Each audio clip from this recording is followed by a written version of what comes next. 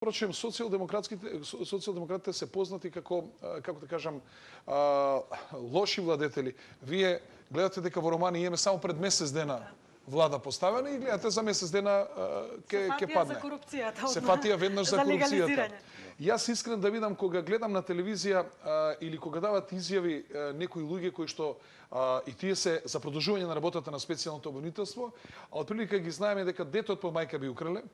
И значи навистина доаѓаме до еден парадокс за тоа каква влада би се формирала во Република Македонија и кој би требал да биде алтернатива на актуелната политичка гарнитура. Да објасниме попластично. Вие ако формирате влада која што ќе има 63, 64, евентуално 68 пратеници, не знам дали граѓаните знаат дека секојдневно тие пратеници имаат обврска во Европски парламент, во Европски совет, меѓупарламентарни посети со други пратенички групи од други земји и така натаму. Значи парламентот покрај во земјата има обврски надвор од земјата, комисии и така натаму и така натаму. Секогаш кога опозицијата ќе види дека нема 61 пратеник, таа го напушта парламентот.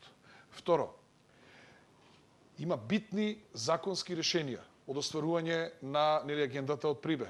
Не знам, од евроатлантските интеграции. Значи има двотретински закони кои се битни за граѓаните на Република Македонија.